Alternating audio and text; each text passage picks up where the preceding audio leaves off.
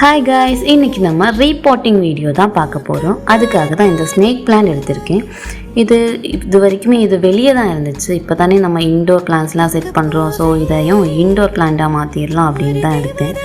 இதை நார்மல் பாக்ஸில் வச்சுருக்கேன். ஸோ இது ஹோல் போடாமல் விட்டனால ரொம்பவே தண்ணி அதிகமாகிடுச்சு. அழகாக வளர்ந்துருக்கு, ஆனால் பார்க்க அழகாகவும் இல்லை, தண்ணி கட்டிகிட்டே இருக்குது. ஸோ இதை செப்ரேட்டாக எடுத்துடலாம் அப்படின்னு தான் நினைக்கிறேன். இந்த பெரிய ஸ்னேக் பிளான்ட் இருக்குல்ல, இதை எடுக்க ட்ரை பண்ணுறேன், ஆனால் எடுக்கவே முடியல. நான் என்ன நினச்சேன்னா இது 2 பாட்லேயே செட் பண்ணலாம் அப்படின்னு நினச்சேன். இழுத்து எடுக்கும்போது தான் தெரியுதுங்க, ஃபுல்லாக செட் ஆகிருக்கு. நார்மலாக சும்மா எடுத்தாலாம் வராது. இதுக்கப்புறமா இதை வெளியே எடுத்துகிட்டு போய் அதில் இருக்க மண்ணையெல்லாம் ரிமூவ் பண்ணிட்டேன். ஃபஸ்ட்டு மண் எடுக்கும்போது தான் பார்த்தா அதில் ஃபுல்லாக கிழங்கா இருக்குது. அதுக்கப்புறமா அந்த குட்டியாக இருந்துச்சுல்ல, அது உடஞ்சே போயிடுச்சுங்க. அதை இன்னொரு பாட்டில் வைக்கலாம்னு நினச்சேன், பட் உடஞ்சி போயிடுச்சு. அதுக்கப்புறமா தண்ணி விட்டு கொஞ்சம் வாஷ் பண்ணி எடுத்தேன். இதை இப்படியே வச்சா நம்ம பாட்டில் செட் ஆகாது. ஸோ நான் அதில் இருக்க அந்த குட்டியாக கிழங்கெல்லாம் இருக்குல்ல, அதெல்லாம் நான் உடச்சி எடுத்துட்டேன். அதுக்கப்புறமா எனக்கு இதுதான் கிடச்சிருக்கு. இதுக்கான இதை வைக்கிறதுக்கான பாட்டு தான் நம்ம இப்போ பார்க்க போகிறோம். இதாங்க அந்த பாட்டு.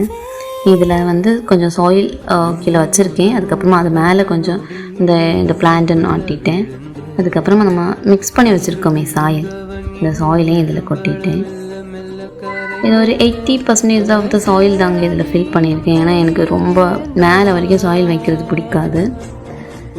ஸோ இது கொஞ்ச நாள் கழித்து இதை இதுக்கு ஏதாச்சும் உரம் போடணும், அதுக்கப்புறமா ஏதாச்சும் பண்ணோன்னா இதான் கொஞ்சம் கம்ஃபர்டபுளாக இருக்கும்.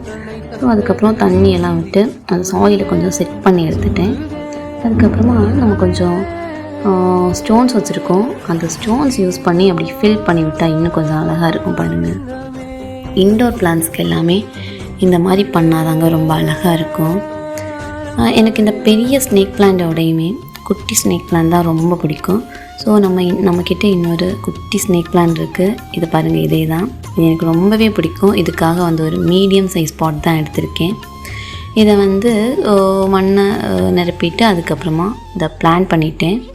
நடுவில் ஒரு சின்னதாக ஒரு பள்ளம் தோண்டி உள்ளே வச்சுட்டேன். பாருங்கள், இதுக்கப்புறமா சாயிலெலாம் கொஞ்சம் ரெடி பண்ணி எடுத்துட்டேன், அதோட சைடில் எல்லாமே. அதுக்கப்புறம் தண்ணி விட்டுட்டேன். தண்ணி விடும்போது இன்னும் சாயில் கொஞ்சம் ஃபிக்ஸ் ஆகும். அதுக்கப்புறம் அதே மாதிரி அந்த ஒயிட் ஸ்டோன் வச்சுருக்கேன். இந்த ஒயிட் ஸ்டோன் வைக்கிறதுனால அழகாக மட்டும் இருக்காதுங்க, இதில் தண்ணி விடும்போது என்ன ஆகும் தெரியுமா? ஸ்டோன் வைக்கலைன்னா மண் எல்லாமே சைடில் அந்த பாட்டில் ஃபுல்லுமே சிந்தி ரொம்ப அசிங்கமாக இருக்கும். இது வைக்கும்போது இந்த மாதிரி பிரச்சனை எதுவும் வராது. இப்போ அழகாக இருக்குது பாருங்கள்.